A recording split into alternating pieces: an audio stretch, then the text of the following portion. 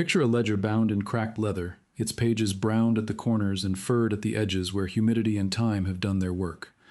The handwriting inside runs in two directions, English on one side, Hebrew on the other, and the names recorded there are the names of men who stood before a congregation in Lower Manhattan and swore an oath of membership. Shearith Israel, the remnant of Israel.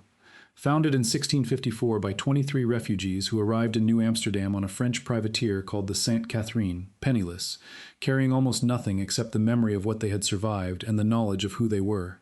Those names, Levy, Rodriguez, de Lucena, Pereira, Gomez, Nunes, Asser, Franks, Seixas, Hendricks, Hart, Nathan, Lopez, de Torres, Cohen, Pinto, are the oldest continuously recorded Jewish surnames in American history.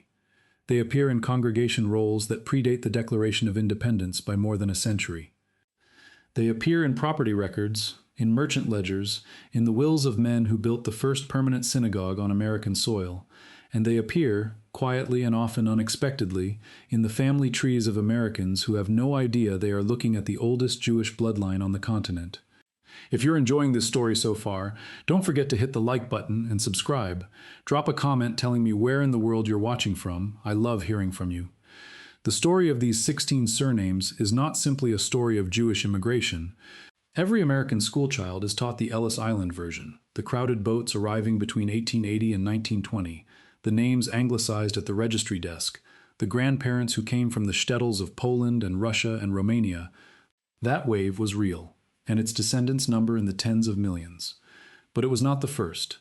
Before the Eastern European migration, before even the German Jewish migration of the mid-19th century, there was a smaller and far older presence on this continent. The Sephardic Jews, the descendants of the communities expelled from Spain in 1492 and from Portugal 5 years later, had threaded their way through Amsterdam and Recife and Curaçao and London before landing, finally, on the eastern edge of North America. They were merchants and physicians and skilled craftsmen. They carried with them not only the Hebrew of their prayers, but the Portuguese and Spanish of their daily lives, and the surnames they bore were the product of centuries of survival across the Iberian Peninsula, the Ottoman Empire, North Africa, and the Caribbean. The 23 who arrived in 1654 were not the only ones. Over the next 7 decades, a network of Sephardic families, interconnected by marriage, by commerce, and by the shared memory of expulsion, established themselves along the Atlantic seaboard. In Newport, Rhode Island, a community built the Touro Synagogue, which still stands and is the oldest surviving Jewish house of worship in the country. In Savannah, in Charleston, in Philadelphia, these same families appear in the records under the same cluster of surnames, buying land, filing wills, registering births, and conducting trade across a transatlantic network that ran from London to Curaçao to New York. The congregation rolls that recorded their membership are not simply religious documents. They are the genealogical spine of the earliest documented Jewish community in American history, and the 16 surnames they contain are a navigational grid that modern researchers can use to locate ancestors the official record was never designed to preserve in full. The Levy family is the place to begin, because the name is both the most common and the most misunderstood in this record. Asser Levy was among the original 23. He arrived from Recife, where the Dutch colonial experiment had briefly permitted an open Jewish community before the Portuguese reconquest ended it and scattered its residents across the Atlantic world. In New Amsterdam, he fought, in court, repeatedly and stubbornly, for the right of Jewish residents to bear arms alongside other citizens and to trade on equal footing with their neighbors. He won. His name appears on property records dating to 1660, making him one of the earliest documented Jewish landowners in North American history. The surname Levy, from the Hebrew Levi, designates descent from the tribe of Levi, the priestly assistants of the ancient temple. It spread through the Sephardic diaspora and later through the Ashkenazic communities of Eastern Europe, which is why it is now one of the most widely distributed Jewish surnames in the world. But the Levy who stands at the root of American Jewish institutional life is Asser, the man who came off a French privateer in 1654 and refused to be taxed without the rights that taxation was supposed to purchase. The Rodriguez family came from the same Recife community. The name is a Portuguese patronymic, meaning son of Rodrigo, and its presence in the congregation rolls of Shearith Israel across multiple generations reflects the kinship ties that held the Sephardic community together through the long years of building a new life in an unfamiliar city. Jacob Bar Simpson, another of the 23, carried a naming convention that still appears in certain Sephardic families today, where a father's first name becomes the son's second name in a pattern that predates the formal adoption of hereditary surnames among Iberian Jews. The Nunez line arrived slightly later and became prominent in the early Charleston and Savannah communities. Abraham Nunez Cardozo, a merchant whose family connections ran from Amsterdam to the Caribbean, appears in Savannah's records in the 1720s. The surname Nunez is a Portuguese toponymic, taken from a location in the Iberian Peninsula, and its appearance in American records almost always signals Sephardic origin. When it shows up in a family tree in Georgia or South Carolina before 1800, it is a marker pointing back not to Ellis Island, but to the expelled communities of the 15th century. The Gomez family requires careful attention because it built what may have been the first permanent Jewish family residence in the American colonies. Luis Moses Gomez arrived in New York around 1700 and within a decade had established himself as one of the most prominent merchants on the eastern seaboard. His stone house in Marlborough, New York still stands. It is called the Gomez Mill House, and it is one of the oldest surviving Jewish-owned structures in the country. The Gomez family's commercial network ran south through the Caribbean trade and north to Canada, and their surname appears repeatedly in the congregation rolls of Shearith Israel across 3 generations. Gomez is a patronymic of Visigothic origin, and its appearance in colonial-era records among Jewish families almost always traces back to the Iberian expulsion. What makes the American Gomez records particularly valuable for genealogical research is the density of the associated documentation. Wills, property transfers, merchant account books, and congregation membership records together create a paper trail denser than almost any other colonial Jewish family line. The Pereira name comes from the Portuguese word for pear tree, a toponymic taken from a region of Portugal, and it appears throughout the Sephardic diaspora from Amsterdam to London to the Caribbean. The Pereiras, who settled in Newport and New York, were connected by kinship to the Lopez and Rodriguez families, and their names interlock across the congregation rolls in a way that modern genealogists can use as a navigational grid. Where you find a Pereira in an 18th century American Jewish record, you will typically find a Nunez or a Rodriguez within 2 or 3 entries. The surname's disappearance from American Jewish records after the mid-19th century reflects the broader absorption of Sephardic families into the growing Ashkenazic majority that arrived with each new wave of Eastern European immigration. The de Lucena family is less commonly known outside specialist genealogical circles, but Abraham de Lucena was one of the leaders of the original Shearith Israel congregation and one of the men who petitioned the Dutch authorities for the right to remain in New Amsterdam. His name on that petition, dated 1655, is one of the earliest documentary traces of Jewish civic advocacy in American history. The de Lucena surname is Iberian and carries within it the name of the city of Lucena in Andalusia, which was itself a major center of Jewish learning before the expulsion. Families who bore this name as a surname were in many cases marking a geographic origin, a way of carrying the memory of a place they had been forced to leave into every official document they ever signed. The Franks family arrived from a different direction and carried a different kind of surname. Abigail Franks, whose letters survive in the collection of the American Jewish Historical Society, wrote with extraordinary frankness about the tensions of Jewish life in colonial New York. The difficulty of keeping a kosher household in a city without adequate resources, the anxiety about intermarriage with non-Jewish neighbors, the complicated position of a family that was simultaneously embedded in the colonial merchant class and set apart from it by religion and practice. Her son David Franks became one of the most prominent merchants in Philadelphia and maintained commercial relationships with the British military during the 7 Years' War and into the Revolution, which placed him in a position of real political danger when colonial loyalties shifted. The Franks surname is of Ashkenazic origin, unlike most of the other names in this record, and its presence in the Shearith Israel rolls reflects the early mixing of Sephardic and Ashkenazic families in colonial America that the congregation's Sephardic ritual practice did not always accommodate gracefully. If you're hooked on this story, make sure to subscribe and turn on notifications so you never miss an upload. Your support means everything and helps me bring you more emotional stories like this one. The Seixas family gave the young American Republic one of its most visible Jewish figures. Gershom Mendez Seixas was the Hazan, the prayer leader, of Shearith Israel during the Revolution and is believed to have been among the clergymen present at George Washington's first inauguration. He closed the synagogue and moved the congregation to Philadelphia, rather than remain in British-occupied New York, a decision that aligned the community clearly with the Patriot cause. His correspondence with Washington survives, as does Washington's reply to the Hebrew congregation of Newport, in which the first president wrote that the government of the United States gives to bigotry no sanction, to persecution no assistance. The Seixas surname is Sephardic, of Portuguese origin, and its appearance in American records is almost entirely confined to this small network of interrelated colonial families. Finding it in a family tree is not ambiguous the way finding Levy or Cohen can be. It is a flag planted directly in the ground of the original congregation. The Hendricks family built one of the most successful mercantile enterprises in early New York. Harmon Hendricks established a copper rolling mill in Belleville, New Jersey, that supplied copper sheathing to the ships of the early American Navy, including the USS Constitution.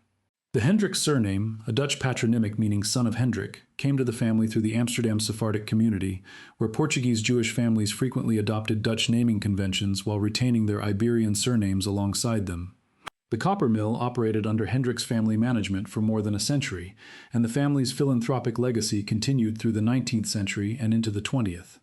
Their story is a model of what Sephardic mercantile ambition looked like when it found stable ground after 2 centuries of forced movement across the Atlantic world. The Hart family appears in the records of both Shearith Israel in New York and the Newport community, and the name, of English origin meaning deer or stag, was adopted by Sephardic families in England and the Netherlands during the 17th century as a translation or adaptation of Hebrew names with similar meaning. Ephraim Hart was a founding member of the New York Stock Exchange. The Nathan family, related to the Seixas line by marriage, appears across several generations of congregation rolls and was part of the dense kinship network that held these early communities together. Seixas and Nathan and Hart and Hendricks appear on the same membership lists, in the same wills as witnesses and beneficiaries, in the same business partnerships across decades. That interlocking is not incidental. It was the structural logic of a small community that could not afford to let its members drift too far from the center without losing the critical mass needed to maintain a congregation, a school, and a cemetery. The Lopez family carries within it perhaps the most dramatic arc of any name in this entire record. Aaron Lopez arrived in Newport around 1752, initially presenting himself as a converso, a member of a family that had outwardly converted to Christianity under Iberian pressure, but maintained Jewish practice in private, often for generations. He formally returned to Judaism after his arrival in the colonies, underwent ritual conversion, and became the most prominent Jewish merchant in colonial New England. His commercial network spanned the Atlantic and touched the trade in enslaved people, a fact the historical record does not conceal, and that this account will not soften. He died in 1782. His eulogy described him as a man without reproach.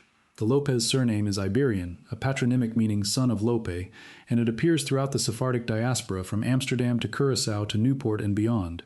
Its prevalence in Latin American records today reflects the long reach of the Iberian expulsion and the converso migrations that followed it across centuries.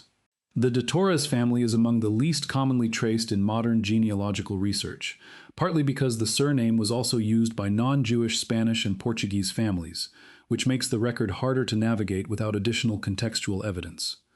What the American de Torres records show is a family embedded in the Shearith Israel community from its earliest documented period, appearing in congregation minutes and property records consistently enough to establish their presence without ambiguity. The difficulty lies further downstream, in tracing which modern bearers of that surname descend from the colonial congregation and which arrive through entirely separate channels. The Cohen surname requires its own extended explanation because it is the most widespread Jewish surname in existence and appears across both Sephardic and Ashkenazic communities without distinction of origin. Cohen, from the Hebrew for priest, designates patrilineal descent from the priestly line of Aaron. The Cohens who appear in the early Shearith Israel records were Sephardic, but the surname's presence in American Jewish genealogy spans every wave of immigration and every community of origin that has ever landed on this continent. What makes the early congregation Cohens distinctive is their documentation. Their wills, their property records, their places in the minute books of the congregation place them in a specific time and place that later arrivals bearing the same name cannot claim by surname alone. The name is a beginning, the archive is what makes it specific. The Pinto family rounds out this record and deserves attention because the name is almost entirely absent from modern American Jewish genealogical awareness, despite its presence in the oldest layers of the congregation rolls. Pinto is a Portuguese adjective meaning spotted or mottled, applied originally as a descriptive surname, and it appears in the Sephardic records of Amsterdam, Curaçao, and New York across the 17th and 18th centuries.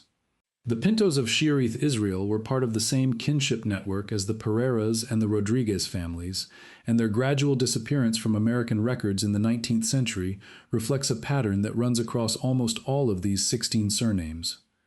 Absorption, intermarriage, and a slow dissolution into the broader American population that the DNA has only recently begun to make visible again. That dissolution is the hidden story inside this ledger.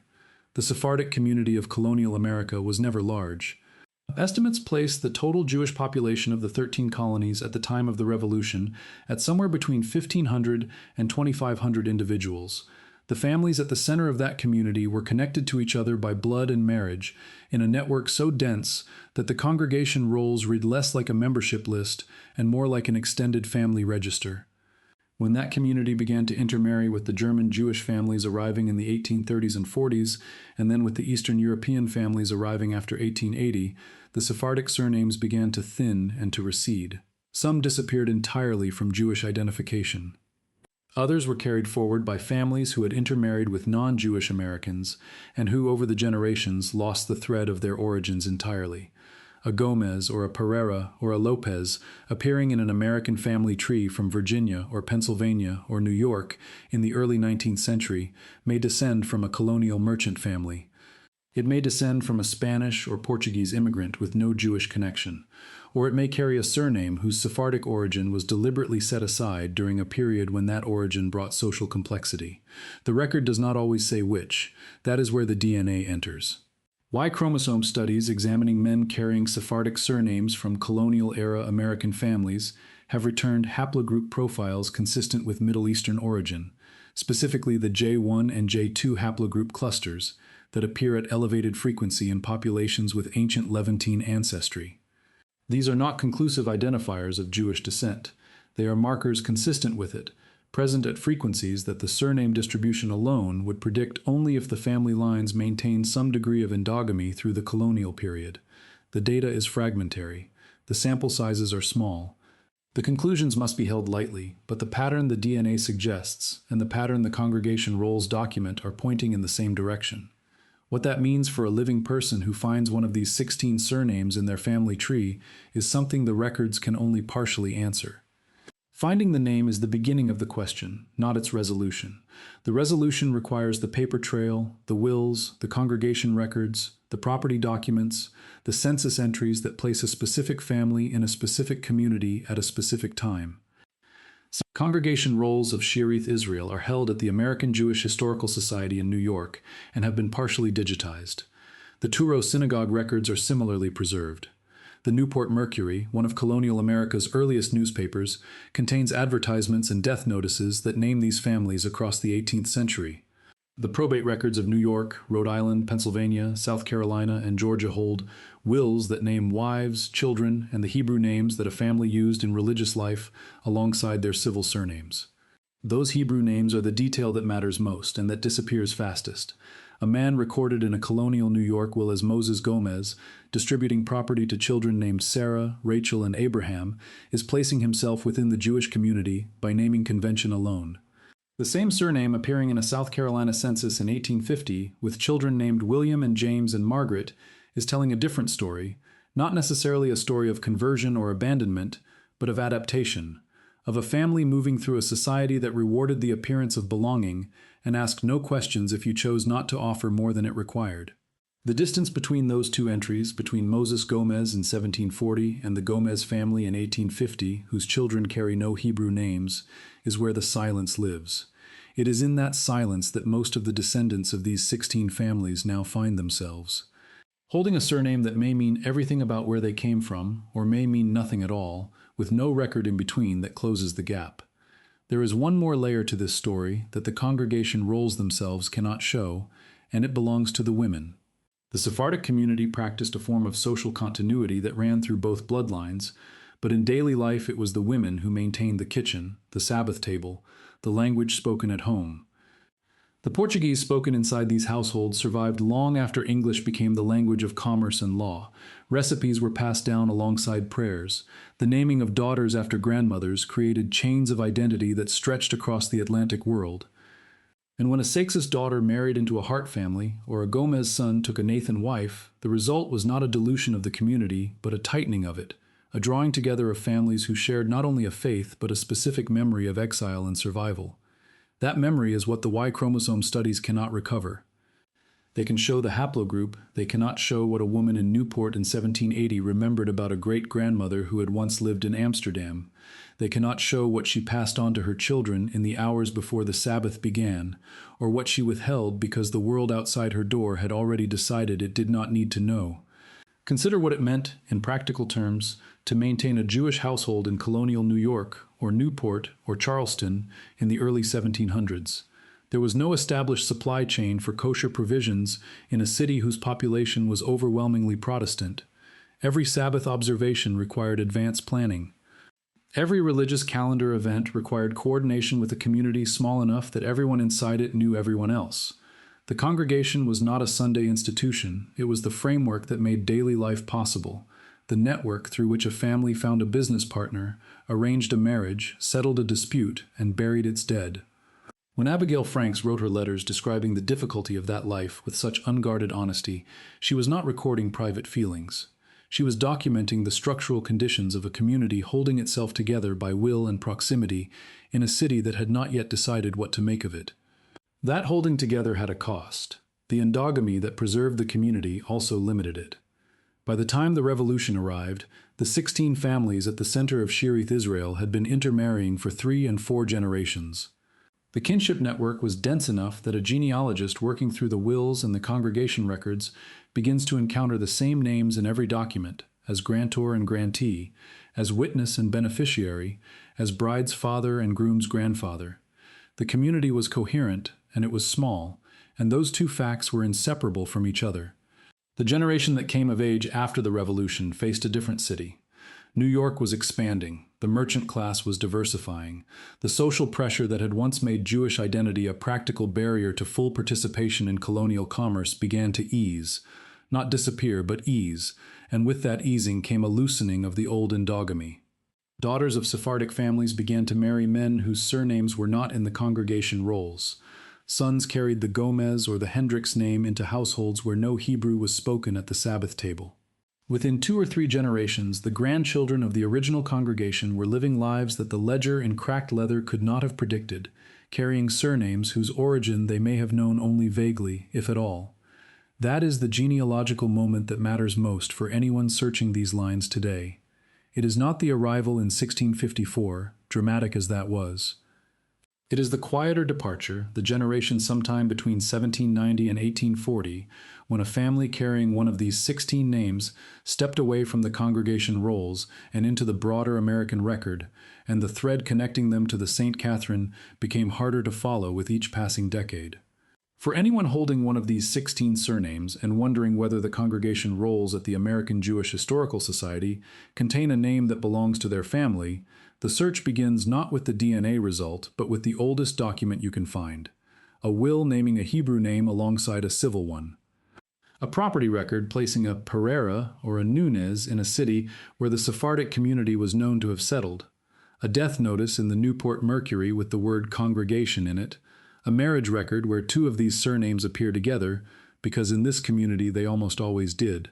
The mitochondrial DNA, which passes from mother to child regardless of the child's sex, offers one additional avenue that the Y chromosome studies leave unexplored. Haplogroup H is common across European populations and tells you little on its own. But haplogroup K and certain branches within it appear at elevated frequency in populations with documented Ashkenazic and Sephardic ancestry, and studies of Jewish communities across Europe and the Mediterranean have used these markers to trace maternal lines through centuries of migration. For the colonial Sephardic families specifically, the sample sizes in existing studies are small enough that no firm conclusions can be drawn. What can be said is that the mitochondrial record and the congregation rolls are asking the same question from opposite ends of the same archive, and a living person with both a surname and a DNA result stands, at this moment, in a better position to connect those two things than any descendant of these families has ever stood before. The ledger in cracked leather still holds the record. The names written there in two directions, English and Hebrew both, have not faded past reading. The 23 who came off the Sainte Catherine in 1654 left a documentary trail dense enough that a living person, working carefully through the archive, can still follow it back to the room where the membership oath was sworn. The distance is almost 400 years. The congregation rolls are open, the wills are in the probate archive, the DNA is in the genome. What you do with that depends entirely on how far you are willing to go into the record, and how much silence you are willing to sit with when the paper trail runs out before the questions do. Start with the American Jewish Historical Society's digitized holdings. Then move to the probate archives of New York and Rhode Island, where the wills of the colonial period name children and grandchildren in enough detail to build 3 and 4 generations of a family tree without leaving a single courthouse. Cross those names against the Newport Mercury death notices and the Truro Synagogue membership rolls, where 2 of the 16 surnames appear in the same document. You are almost certainly inside the community. Where the Hebrew name appears alongside the civil one, you are holding the most specific evidence the archive can give you. And where the paper trail ends, where a Nathan or a Pinto or a de Torres disappears from the Jewish record sometime in the early 19th century and reappears a generation later in a census entry with no visible connection to the congregation, that gap is not a dead end. It is the place where the question becomes most worth asking. The families who carried these names across 4 centuries of American life did not vanish. They adapted, and the record of that adaptation, incomplete and scattered and sometimes deliberately obscured as it is still there for the person willing to look. Thank you so much for watching until the end. If you loved this story, check out the other videos on your screen now. I think you'll really enjoy them. And don't forget to subscribe if you haven't already. See you in the next story.